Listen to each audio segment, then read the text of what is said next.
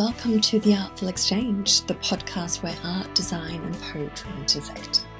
I'm your host, the poetic designer from Winter Design, and I am here to tell you that Season 1 has come to an end.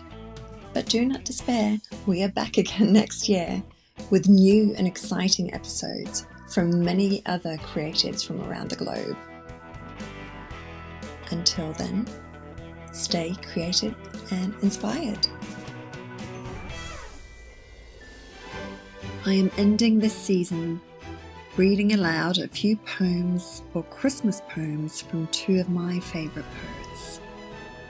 The first one is A Visit from St. Nicholas, or also known as The Night Before Christmas by Clement Clarke Moore. It was the night before Christmas when all through the house not a creature was stirring, not even a mouse. The stockings were hung by the chimney with care, in hopes that St. Nicholas soon would be there.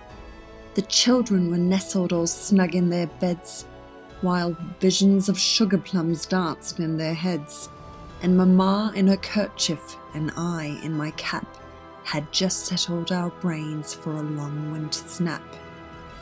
When out on the lawn there arose such a clatter, I sprang from the bed to see what was the matter. Away to the window I flew like a flash, tore open the shutters and threw up the sash. The moon on the breast of the new fallen snow gave the lustre of midday to objects below, when what to my wondering sight should appear but a miniature sleigh and 8 tiny reindeer, with a little old driver so lively and quick, I knew in a moment it must be St. Nick. More rapid than eagles his coursers they came, and he whistled and shouted and called them by name. Now Dasher, now Dancer, now Prancer and Vixen, on Comet, on Cupid, on Donner and Blitzen, on the top of the porch, on the top of the wall, now dash away, dash away, dash away all. As dry leaves that before the wild hurricane fly, when they meet with an obstacle mount to the sky, so up to the housetop the coursers they flew, with the sleigh full of toys, and St. Nicholas too. And then in a twinkling I heard on the roof the prancing and pawing of each little hoof.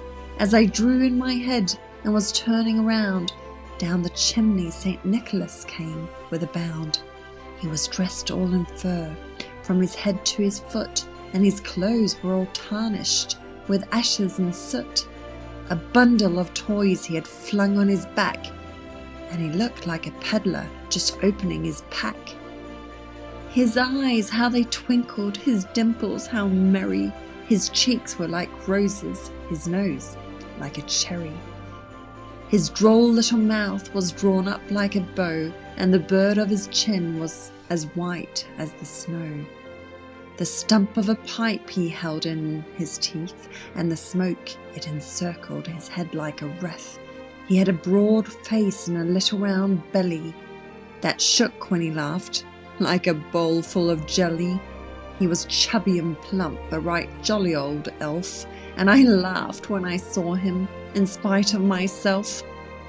A wink of his eye and a twist of his head soon gave me to know I had nothing to dread.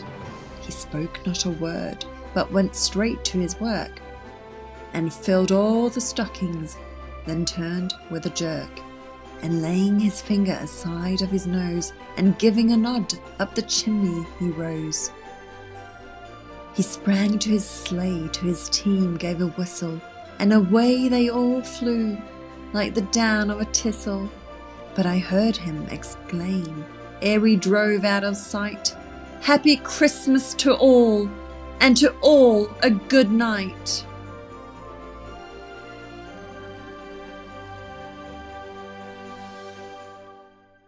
And the next poem is by one of my favourite poems, Edgar Allan Poe. Bells, first stanza from 1848. Hear the sledges with the bells, silver bells! What a world of merriment their melody foretells! How they twinkle, twinkle, twinkle in the icy air of night, while the stars that oversprinkle all the heavens seem to twinkle with a crystalline delight, keeping time, time, time in a sort of runic rhyme to the tintintibulation that so musically wells from the bells, bells, bells, bells, bells, bells, bells, from the jingling and the twinkling of the bells. See you all next year.